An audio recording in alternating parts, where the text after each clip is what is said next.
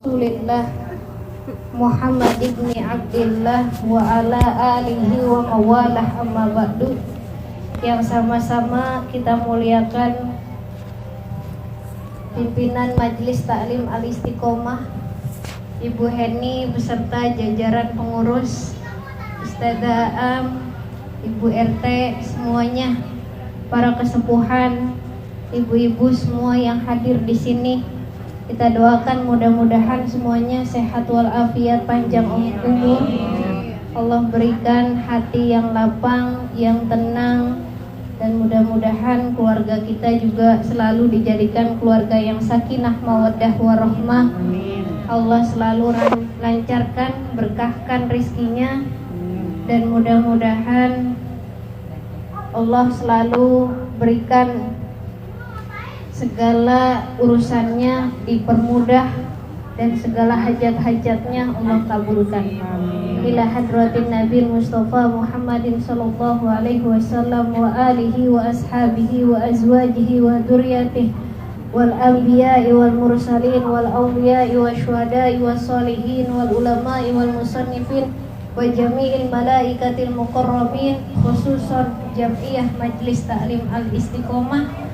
Wah, khususon kita doakan juga Abi Umi beserta jamaah haji, khususnya jamaah haji Khairul Ummah, umumnya jamaah haji Indonesia semuanya, saudara-saudara kita, Mak Iyong, Bu Uung, Sofia atau Mayong, dan semuanya kita doakan mudah-mudahan ini mau menuju puncak haji. Lagi capek-capeknya, mulai capek. Kita doakan mudah-mudahan Allah berikan kekuatan, Allah berikan kelancaran, kemudahan, dan mudah-mudahan Mak Iyong, Bu Uum, Umi, Abi beserta jamaah sehat walafiat, kembali ke tanah suci dengan selamat dan membawa haji yang mabrur. Al-Fatihah. A'udzubillahi minasyaitonirrajim. Bismillahirrahmanirrahim. Alhamdulillahirabbil alamin, arrahmanirrahim, maliki yaumiddin. Iyyaka na'budu wa iyyaka nasta'in. Ihdinas siratal mustaqim. Siratal ladzina an'amta 'alaihim ghairil maghdubi 'alaihim waladdallin. Rabbighfir lana wa liwalidayna amin. Mudah-mudahan Allah ijabah doa kita semua. Jadi hari ini bentar lagi masuk bulan Dzulhijjah, maka kita masih bahas tentang kurban atau tentang hal-hal amaliyah yang berkaitan dengan bulan Dzulhijjah. Tapi sebelum itu, ibu-ibu, kalau saya baca artikel, baca perkembangan situasi sekarang, Indonesia sedang tidak baik-baik saja. Kita doakan untuk negara kita, mudah-mudahan Allah berikan kepulihan, ya. Mudah-mudahan Allah berikan kesejahteraan, kedamaian, negeri yang sejahtera, yang damai, dan kita rakyatnya juga bisa menjadi berkah. Jadi sekarang dolar sudah naik hampir 18 ribu. 1 dolar kalau kemarin masih 17.500, sekarang udah naik, menandakan bahwa ada inflasi, bahwa uang rupiah kita anjlok turun, iya, dan bahwa menandakan dolar naik itu apalagi barang-barang ekspor impor itu naik, bahkan bahan bakar pesawat juga naik.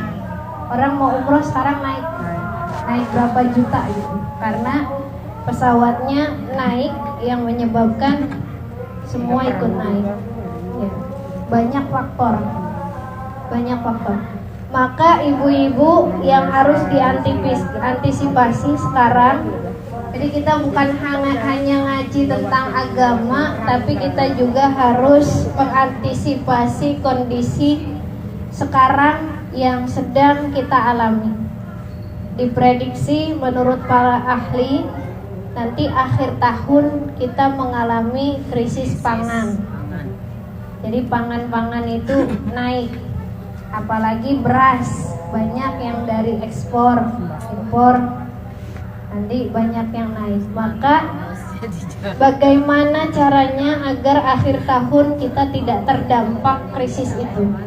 Karena walaupun dunia terdampak atau Indonesia kemarin tahun berapa 98 ya, kita sudah krisis moneter, tapi alhamdulillah kata Umi sama Abi enggak terdampak. Tapi setidaknya kita menyiapkan bagaimana agar ke depan kita tidak terdampak krisis pangan ini. Maka ibu-ibu harus belajar hemat dari sekarang. Artinya barang-barang yang tidak diperlukan lebih baik tidak usah dibeli. Beli barang-barang yang dibutuhkan saja. Itu yang pertama. Untuk kita menyiapi dana darurat ketika krisis pangan nanti. Jadi ibu-ibu di sini ngaji bukan hanya kita untuk ibadah, karena sesungguhnya mengatur keuangan agar keluarga kita cukup itu juga merupakan bagian dari ibadah dan ketenangan untuk ibadah. Maka ibu-ibu ini pengatur uang ya di rumah. Mengatur uang, jangan kalau kemarin-kemarin suka ngelihat iklan lalu beli, kalau sekarang di stop dulu. Prioritaskan untuk kebutuhan yang memang kebutuhan itu kebutuhan pokok, buat makan, buat sekolah, buat listrik, buat air. Baju baru nanti dulu dah. Udah banyak. Kerudung, tas baru nanti dulu dah. Kalau masih ada pakai aja yang ada dulu. Artinya kita siapkan dana darurat. Jadi buat kebutuhan pokok berapa persen dana darurat kita juga siapkan. Kalau bisa ibu-ibu yang bisa hidroponik mulai tuh, atau kalau bisa didampingi, atau mau nanam kan. Kalau cabai sekarang udah mahal ya, cabai katanya udah mahal ya. Biasanya cabai kalau nanam kan cepet tuh, bisa ibu pakai pot nanam ya nanam atau apa, pokoknya kalau ada lahan ya dimanfaatkan. Kalau tidak ada lahan berarti kita harus menghemat pengeluaran. Artinya apa? Untuk menyiapkan nanti dana darurat. Mudah-mudahan orang misalnya boleh mengatakan memprediksi krisis pangan, tapi mudah-mudahan kita tidak terdampak. Mudah-mudahan Allah selalu memberikan keberkahan kepada kita, insya Allah. Mudah-mudahan cukup makan. Yang penting tenang dan terus berdoa serta berikhtiar, berusaha. Atau kalau ada usaha sampingan boleh sambil jual apa, nitip ke koperasi bude, sarapan di pondok, ya silahkan. Nanti tinggal bagi hasil ya deh ya, tinggal bagi hasil.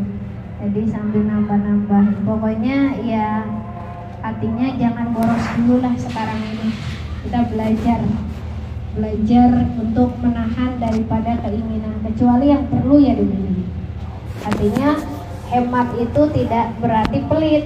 Sodakoh mah tetap kita berbagi sodakoh, cuman hal-hal yang kurang manfaat kita tahan dulu. Ya, yang penting tenang, terus berdoa. Kalau bisa amaliyah al-waqiahnya dikuatkan ba'da subuh, ya minimal al-waqiah. Kalau bisa ditambah lagi al-ikhlas, tambah al-fatihah, minimal al-waqiah. Kalau bisa ba'da subuh. Kalau nggak bisa malam mau tidur. Atau kalau nggak bisa juga ya udah pakai zikir ya, biar nambah-nambahin ketenangan dalam hati dan keberkahan. Kita hari ini insya Allah akan bahas, nanti kita mau masuk 10 Zulhijjah, hari pertama sampai hari ke-10 bulan Zulhijjah. Nanti ada yang mengatakan ma min ayyami afdalu indallahi walal amali fihinna ahabbu ilallah min hadhil ayyami, yaitu ayyamul ashr. Jadi tidak ada hari-hari yang paling afdol di sisi Allah dan tidak ada amal padanya yang paling Allah cintai kecuali nih hari-hari pada hari 10 di pertama bulan Zulhijjah. Artinya apa? Bahwa 10 pertama bulan Zulhijjah ini dari tanggal 1 sampai tanggal 10 ternyata memiliki keutamaan yang besar. Salah satunya yaitu amal kita akan dilipat gandakan. Maka hati-hati, bukan hanya amal yang baik dilipat gandakan, ada yang mengatakan bahwa amal yang buruk juga akan dilipat gandakan. Kita belajar, saya juga belajar bagaimana caranya kita menjaga 10 hari bulan Zulhijjah pertama tidak ada maksiat di situ.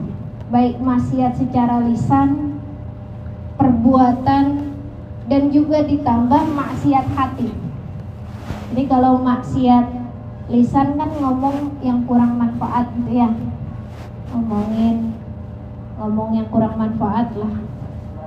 Kalau yang maksiat perbuatan ya banyak, mencuri maksiat perbuatan, ngambil yang bukan miliknya maksiat perbuatan, ninggalin sholat maksiat perbuatan, banyak maksiat perbuatan.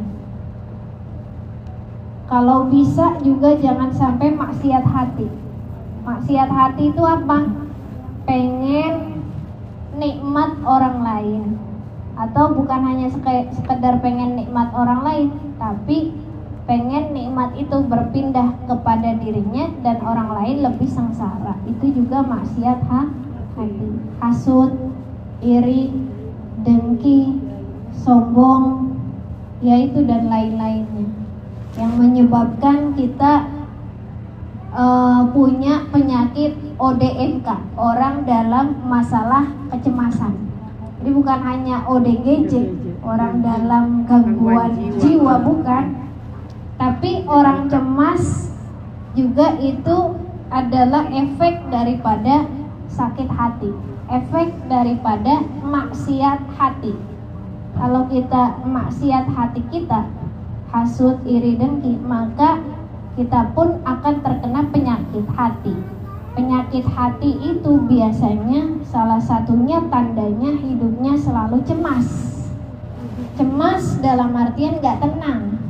Makanya kalau dalam orang psikolog itu ahli jiwa bukan mengatakan ODGJ, tapi ODMK.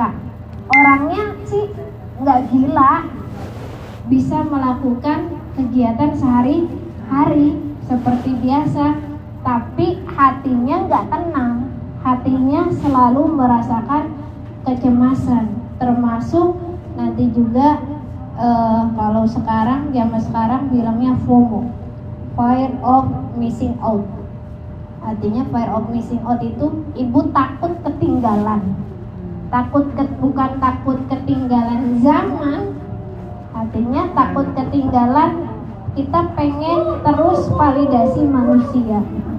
Takut ketinggalan, misalnya sekarang tren tas, ya pengen viral. Tren tas yang lagi itu apa? Kita pakai barang-barang yang tidak tidak branded, itu kita merasa malu. Padahal biasa aja. Padahal santai aja. Bisa jadi nanti kita mengidap penyakit FOMO tadi. Kita nggak bisa beli, tapi kepengen beli, kepikiran terus. Sampai akhirnya kita insecure, pakai barang-barang yang kayaknya udah lusuh, kita insecure. Padahal sesungguhnya kalau masih bisa dimanfaatkan, ya nggak usah ikut-ikutan tren yang nggak baik. Kalau ikutan tren yang baik, belajar gitu ya, teknologi itu silakan. Ibu jualan lewat media sosial nggak apa-apa, ikut tren itu manfaat. Tapi kalau ikut tren yang tidak baik, akhirnya gaya hidup kita terlalu berlebihan, atau gaya hidup kita terlalu pengen kayak selebritis, selebgram. Nanti lama-lama ya gila beneran. Nggak gila beneran sih, nggak gila beneran, tapi artinya kecemasan itu yang nanti akan menghambat hidup kita sehingga kita nggak bisa berkembang. Sama anak muda, anak remaja itu sekarang banyak yang mengalami FOMO. Bahkan kita nggak tahu apakah anak kita itu sama terdampak ataupun tidak. Maka kita harus belajar bagaimana cara mengatasinya. Kalau dalam Al-Quran itu FOMO itu Bu, takut yang berlebihan. Kita boleh takut, tapi kalau takut yang berlebihan justru nggak boleh. Takut yang berlebihan nggak boleh. Maka bagaimana biar kita nggak FOMO? Allah sudah ngajarin, baginda sudah ngajarin untuk kita belajar qanaah. Qanaah, kita merasa cukup atas nikmat Allah yang telah Allah berikan kepada kita. Gak usah kita melihat ke atas kalau nikmat orang lainnya lebih banyak. Jadi kalau masalah harta, justru Rasul ngajarin kita melihat yang paling bawah. Kalau kita baju kita nggak bagus, nggak branded, lihat orang bajunya sobek-sobek, nggak ganti-ganti, bahkan bajunya kadang ambil di tong sampah kan, dia cuci lagi. Kita masih mending. Makanya kalau lihat dari sisi mal, kita harus lihat ke bawah itu, biar biar nggak FOMO.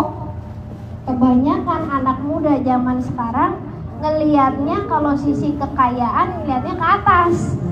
Akhirnya apa? Timbullah rasa cemas, timbullah rasa takut ketinggalan, takut kalau tasnya jelek dikatain, takut kalau ini. Akhirnya memaksakan kehendak yang tidak sesuai dengan kemampuan. Maka bagaimana biar gak FOMO, kita ajarkan anak-anak kita mensyukuri apa yang sudah ada. Qanaah, belajar dari diri kita sendiri dulu. Lauk tempe mulu, nggak usah diomongin juga tempe mulu. Alhamdulillah, tempe itu macam-macam Bu, bisa enak tuh tempe. Tempe doang itu kalau dicabein, dioseng, masya Allah nikmat banget tuh, dipakai kecombrang. Ikan asin doang enak juga, walaupun harganya misalnya cuman 5.000, 10.000, tapi ya Allah nikmatnya luar biasa. Daripada mungkin ayam bosen, apalagi ya yang penting ada sambelnya. Jadi intinya ya udah nikmatilah apa yang ada di rumah. Kalau nikmatnya digoreng, kalau nikmatnya direbus, kalau nikmatnya dipepes, dibacem, maka yang murah juga jadi enak. Jadi kita belajar, tidak selalu pengen, ya Allah enak banget dia makannya steak mulu ya, steak apa tuh? Steak daging, gak usah. Enakan juga tempe. Campur ikan asin, apalagi sambelnya sambel unik. Aduh, mantap dah. Jadi kita belajar mensyukuri apa yang ada, apapun itu. Fa'akthiru fihinna minat tahlil wa takbir wa dzikrillah. Ini di hari yang ke-10 nih Bu, tanggal 1 Zulhijjah sampai tanggal 10 Zulhijjah. Fa'aksiru, maka perbanyaklah oleh kalian fihinna di dalam 10 hari bulan Zulhijjah minat tahlil, daripada baca tahlil. Tambahin tuh Bu, tambahin. Kalau sehari-hari nggak pernah tahlil, tambahin tahlil. Wa takbir, dan takbir, membesarkan Allah. Wa dzikrillah, dan dzikir kepada Allah. Jadi ibu mau tahlilnya baca tahlil panjang, monggo. Mau tahlil yang pendek, monggo. Mau hanya sekedar la ilaha illallah juga monggo. Itu kan udah termasuk tahlil. Takbir yang panjang, Allahu Akbar, Allah sampai azan gitu, boleh. Mau yang pendek Allahu Akbar doang monggo. Atau zikir kepada Allah. Biar apa? Biar ya tadi terhindar dari macam-macam penyakit hati. Karena ternyata penyakit fisik itu lebih mudah disembuhkan daripada penyakit hati. Kalau penyakit hati cemas, takutnya berlebihan. Justru kita boleh takut kepada Allah, takut. Tapi kalau takutnya ketinggalan zaman, takutnya seperti rumus FOMO, takut tren, tidak. Takutnya takut yang kita tidak mampu untuk menjangkau. Nah, inilah yang nanti bahaya. Jadinya orang dalam masalah kecemasan. Orang dalam masalah kecemasan itu obatnya apa? Ya obatnya zikrillah, berzikir kepada Allah. Karena dalam Al-Quran ada ala bidzikrillah tatmainnul qulub. Jadi kalau ibu ngerasa hati ibu suka cemas tuh berarti ya Allah, kita banyak penyakit nih di hati kita. Mungkin kita pengen nikmat orang, atau kita pengen dipalidasi oleh orang, atau kita nggak puas dengan apa yang Allah berikan kepada kita. Apa obatnya? Ya udah zikir yang banyak kepada Allah.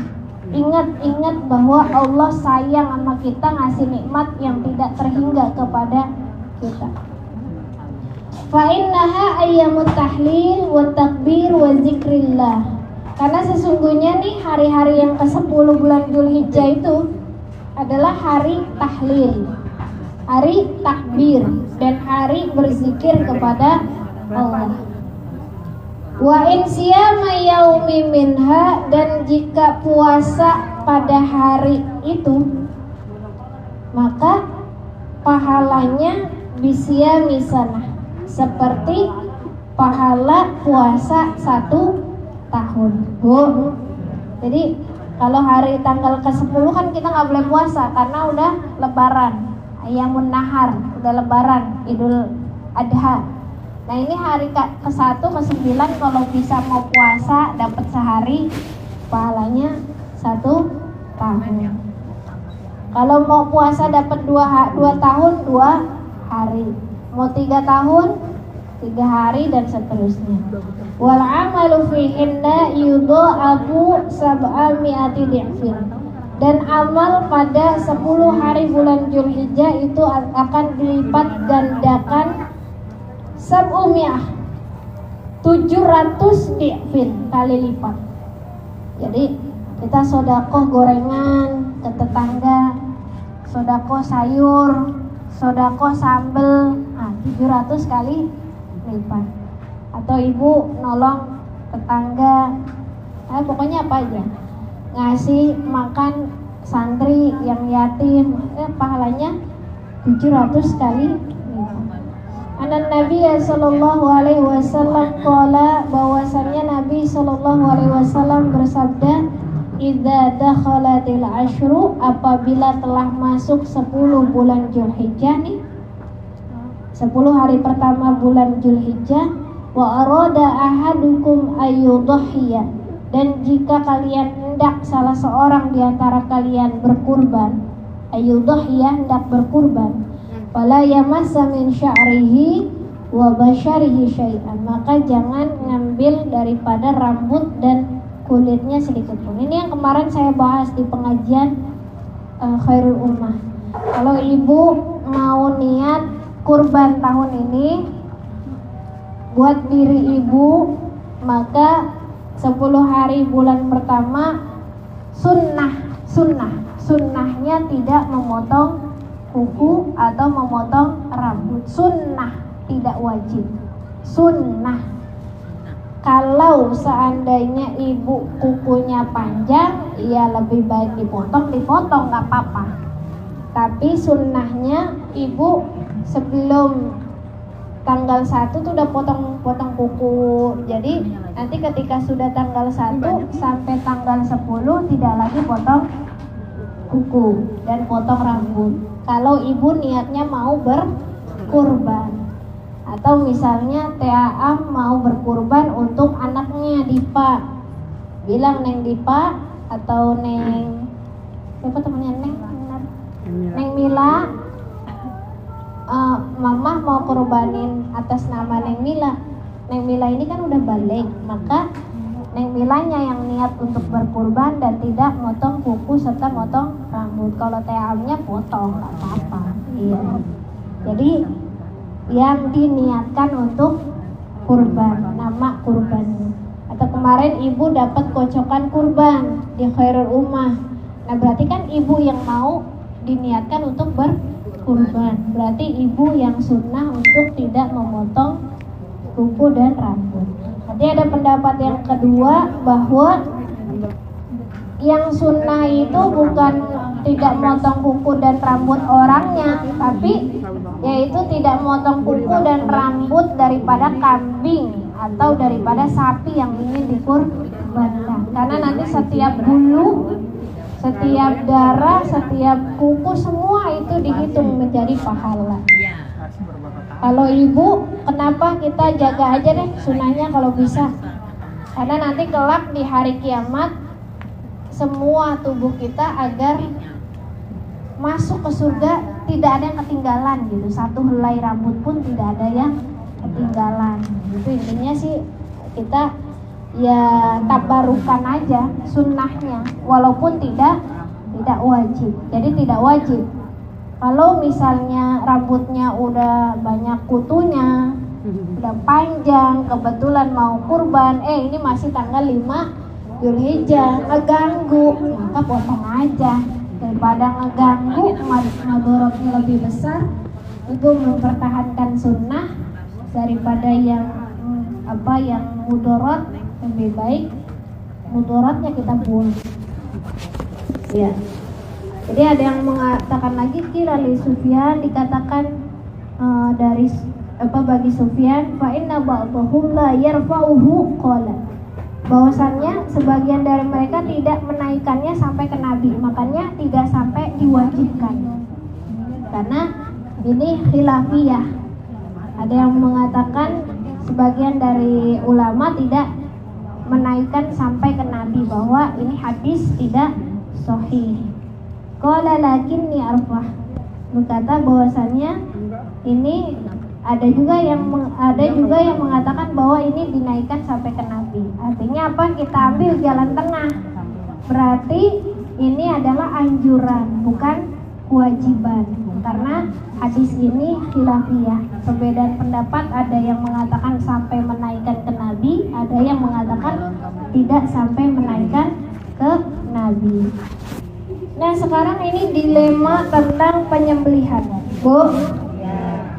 Kalau zaman sekarang semakin canggih, teknologi semakin canggih, orang kurban sekarang udah banyak pakai alat. Misalnya jatuhin sapinya udah lagi nggak pakai tali kan, pakai alat aja. Tapi kalau motongnya masih pakai pisau. Ada lagi yang motongnya pakai mesin, justru nggak pakai pisau. Bagaimana status penyembelihan dengan mesin potong canggih menurut kacamata syariah? Ya barangkali manusianya sekarang kan udah jarang yang bisa motong misalnya. Maka sekarang kan banyak orang cuek terhadap ilmu penyembelihan. Udah aja orang udah ada mesin gitu kan. Apalagi sekarang semakin banyak semakin males gitu. Maka bagaimana hukumnya motong menyembelih dengan mesin potong canggih menurut kacamata fikih? Nah, kalau ayamnya banyak kan pakai pada mesin. Ibu kan beli di Indomaret, beli di apa tuh? Alfamaret itu kan banyak GoFood apa sih? Itu ya. Chicken itu kalau dari pabrik kan pakai mesin. Gak mungkin juga motong satu-satu. Pasti pakai mesin. Apa jawabannya? Penyembelihan dengan mesin potong itu diperbolehkan dan hasil penyembelihannya dikatakan halal. Kalau apa? Apabila penyembelihan tersebut memenuhi syarat penyembelihan secara syara'. Apa syaratnya? Yang pertama, Bu, yang nyembelih atau penggerak mesinnya, operatornya adalah orang muslim. Kalau bukan orang muslim, otomatis dia nggak bisa baca bismillah. Sekalipun bisa baca bismillah, dia bukan orang yang beriman. Jadi operatornya harus orang muslim. Boleh pakai mesin, tapi syaratnya yang pertama operatornya orang muslim. Orang muslim kan banyak. Jadi kalau misalnya orang Cina mau jualan, mau nyembeli pakai halal, ya orang muslim yang motong. Kalau mau pakai mesin, berarti operatornya yang ngegerakin mesinnya adalah seorang muslim. Itu yang pertama. Yang kedua, orang muslim tadi yang jadi operator ada tujuan untuk menyembelih. Artinya dia niat menyembelih itu. Ya, dia niat emang mau nyembelih walaupun pakai mesin. Yang ketiga apa? Mengenai sasaran penyembelihan, yaitu saluran makanan dan saluran pernapasan. Hulkum atau mar'i. Jadi kalau nyembelihnya pakai mesin tapi bukan dari sini mesinnya, bukan dari mar'inya, misalnya dari badan, maka nggak boleh. Jadi boleh pakai mesin dengan syarat tadi operatornya orang Islam. Yang kedua, operatornya itu dia niat untuk menyembelih. Yang ketiga, mesinnya itu, yang mesin penyembelihannya itu dari mar'i sini, motongnya dari apa nih? Dari urat atau saluran pernapasan. Karena kalau dari badan nanti menyiksa dia, bukannya mati malah menyiksa kelepek-kelepek. Tapi harus dari mar'i sini. Jadi nggak boleh, mesin tapi kakinya doang gitu dipotong. Iya, jadinya rusak. Jadi yang ketiga syaratnya harus di saluran pernapasan dan saluran makan. Mesinnya memang dibuat penyembelihan untuk di saluran makan. Jadi ada kan palanya dimasukin gitu di sininya. Ya, kan ada mesin yang begitu. Jadi mesinnya harus mengenai yang dipotong saluran makanan atau saluran pernapasan. Dan yang terakhir syaratnya kalau mau pakai mesin tadi tuh yang buat memotong saluran makanan atau saluran pernapasan, alat penyembelihnya harus tajam. Jangan sampai nanti nggak tajam gitu, jadi kejepit kan? Jadi matinya kalau nggak tajam tercekik, karena nggak tajam. Kalau tajam kan keputus saluran makanannya. Jadi syaratnya ada 4. Jadi wa yushtaratu fi dabhi qasdun falau saqatat madiyatun ala madbahi syatin awih takat biha fandabahat awis tarsalat jarihatun binafsiha faqatalat au arsala sahman la lisaidin faqatala saidan harum.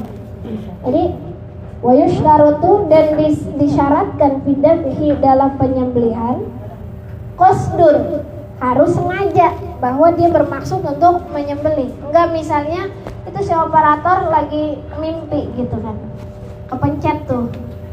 Kalau dia nggak sadar atau lagi mabuk, ya kepencet tuh mesinnya, tiba-tiba hewannya mati, maka nggak halal.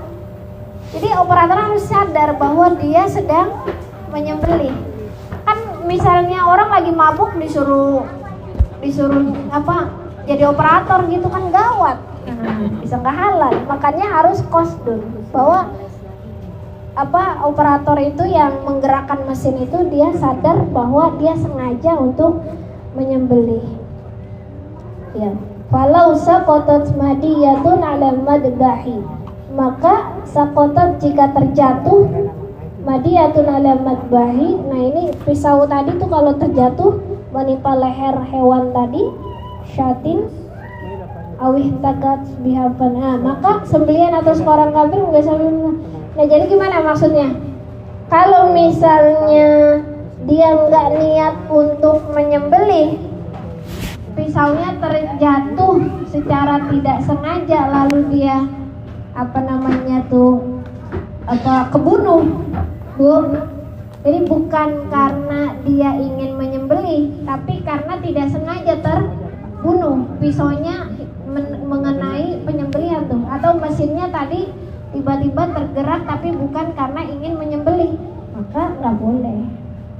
Nanti jadinya itu seperti hewan yang haram lah, bukan yang halal, artinya karena tidak ada maksud. Tapi kalau pisaunya terjatuh kita ada maksud untuk menyembelih, nggak sengaja gitu ya, kepental oleh si kambing, ya nggak apa-apa, karena tadi nggak sengaja, tapi kita udah menyengaja untuk menyembelih.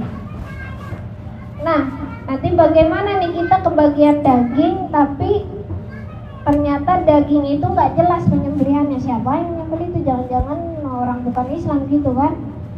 Gimana? Atau misalnya ibu dikasih daging di hari raya kurban, bukan dari orang Muslim, kan kita makan banyak donatur orang Cina ngasih daging gitu pas Lebaran Idul Adha, ceritanya mah orang Muslim pada motong, dia pengen ikut-ikutan motong gitu. Nah, kalau nggak jelas penyembelihannya gimana? Bagaimana hukum mengkonsumsi daging yang tidak jelas menyembelihnya? Kalau misalnya itu menyembelihnya di daerah yang mayoritas penduduknya Muslim, maka jadi halal atau sah penyembelihannya. Misalnya ada orang Cina ngasih ke kita, tapi mayoritas di sini orang Muslim, maka kita beranggapan bahwa mungkin dia nyuruh orang Muslim untuk menyembelihnya gitu, maka masih boleh. Tapi kalau memang kita tahu bahwa itu bukan yang motong orang Muslim, maka lebih baik jangan dimakan. Iya. Kalau mau diterima kasih siapa ya dagingnya? Kasih kucing mau dia. Kasih orang non Islam lagi, ya, orang Muslim lagi. Cina Benteng yang dia membutuhkan. Iya. Cina Benteng kan pasar goyang banyak ya. Iya. Dia juga demen kali kasih kambing, kasih sapi. Bang Bajir malah pada nungguin. Iya, kasih orang sini. Nah, ibu-ibu misalnya ada yang nggak sanggup berkurban dengan kambing, bagaimana kurban dengan ayam? Kalau kita kemarin belajar di Masailin Nisa, kan akikah boleh diganti dengan ayam, dengan bebek kalau nggak sanggup. Jadi nggak sanggup dengan kambing, boleh diganti dengan ayam atau bebek kalau akikah. Kalau sekarang kurban, boleh nggak kurban diganti ayam? Nah, apakah mencukupi berkurban dengan ayam, bebek atau unggas lainnya? Ayam, bebek, apalagi tuh? Burung, apalagi tuh? Angsa. Nah, jawabannya tidak mencukupi. Wa an Ibnu Abbas annahu yakfi iraqatud dam. Jadi bahwa sahabat Ibnu Abbas itu cukup mengalirkan darah kurban. Ini kalau ini beda lagi nih. Jadi beda lagi nih pendapatnya nih. Kalau menurut Syekh Muhammad Al-Fadhili diperbolehkan bagi mereka yang tidak mampu secara finansial, mengikuti pendapat Ibnu Abbas tadi. Wa Ibnu Abbas annahu yakfi iraqatud dami walau min dujaj.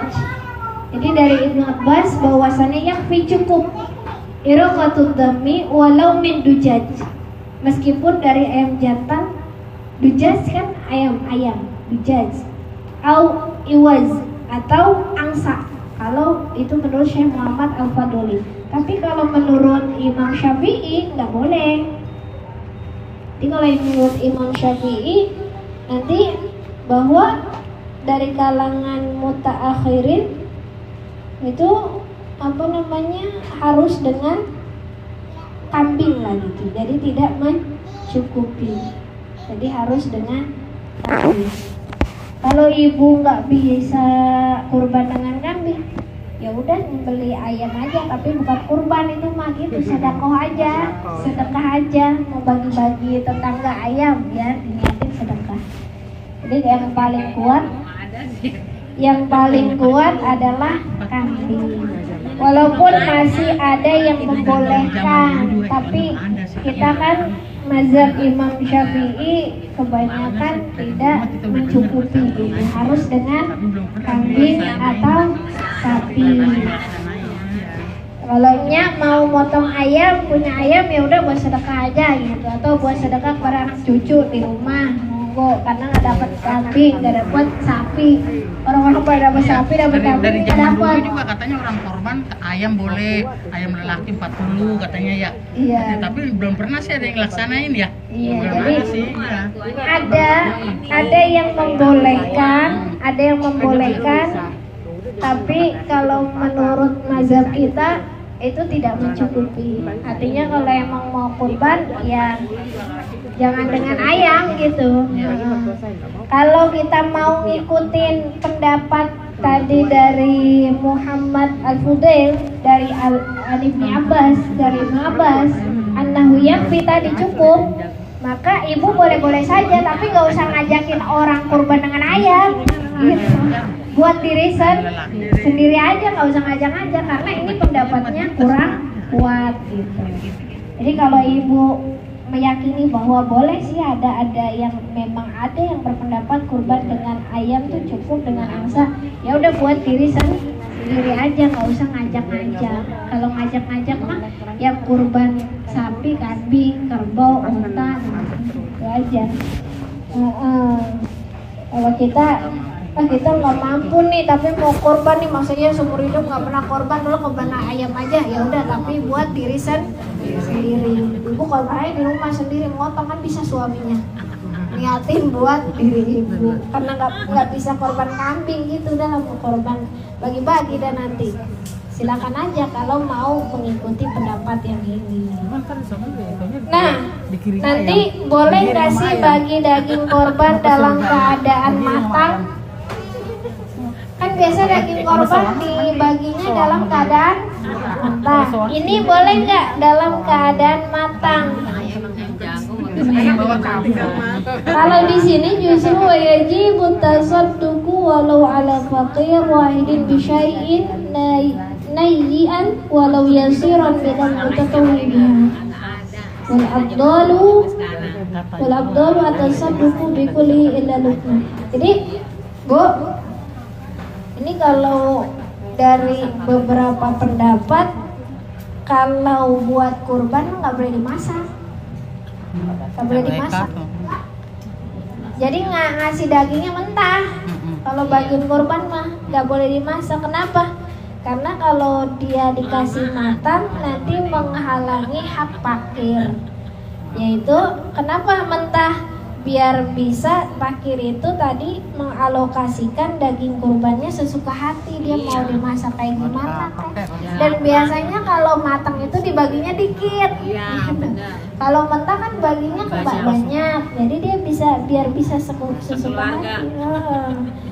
Kalau pemberian daging matangnya kepada orang kaya, nah boleh kalau untuk dimakan doang, atau buat misalnya nanti di pondok mau menyembelih, mau kurban di pondok nih, kan nanti banyak yang bantuin tuh, otomatis daging kurbannya kan sebagian dimasak tuh buat orang-orang yang pada makan tuh, ya boleh hanya sekedar buat dimakan. Tapi kalau mau dibagi-bagi ya mentahnya, bukan mentahnya duitnya, mentahnya dagingnya.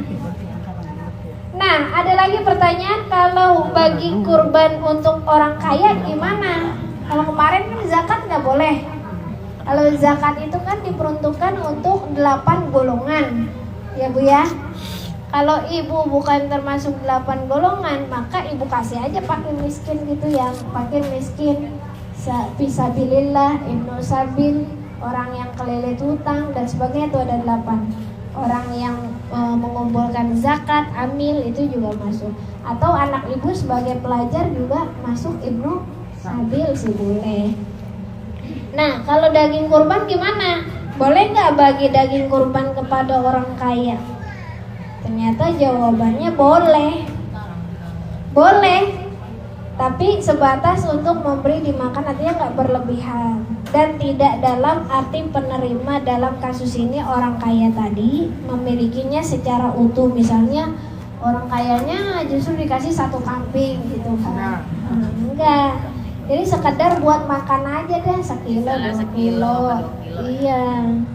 Kalau ibu mau kasih orang dia benar-benar miskin, dikasih lebih banyak boleh. Kalau dia memang orang miskin dikasih lebih banyak boleh.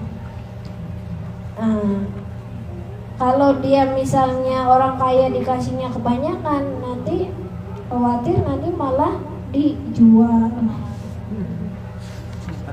Tapi sebenarnya kalau udah ibu daging korban kan udah buat milik ibu, boleh nggak dijual neng gitu? Boleh nggak?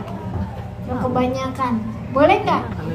Kalau misalnya udah menjadi hak ibu sih sebenarnya boleh. Ini mah dalam artian ini mah jangan sampai kurban itu hanya diperuntukkan untuk orang kaya gitu. Kalau misalnya orang miskinnya udah kebagian semua, orang kaya bagian boleh gitu. Artinya orang kaya menau diri lah, beli daging mah bisa gitu ya. Masa iya jatah kurban sampai direbutin gitu? Kasihan yang orang miskin. Udah yang penting orang miskin dulu yang dapat gitu. Orang kaya mah nauin. Nanti kita bahas lagi dan minggu depan banyak banget dah ini. Ya kurangnya saya mohon maaf. Insyaallah minggu depan udah lebaran belum sih? Belum. Oh belum ya. Apanya? Ini kan tanggal Puasa. 18. Kayaknya sih Senin, malam Senin. Iya, maksudnya kan Kayaknya kalau menurut hisab, kalau menurut rukyat kan nanti nunggu tanggal 28 29 dulu tuh baru melihat bulan. Kalau menurut hisabnya Masih ngaji kita masih ngaji sekalian. kurangnya dari saya, mohon maaf apabila banyak kekurangan, kelebihan atau salah ngomong, mohon dimaafkan. Wallahul muwaffiq ila aqwamit thoriq. Assalamualaikum warahmatullahi wabarakatuh. Terima kasih.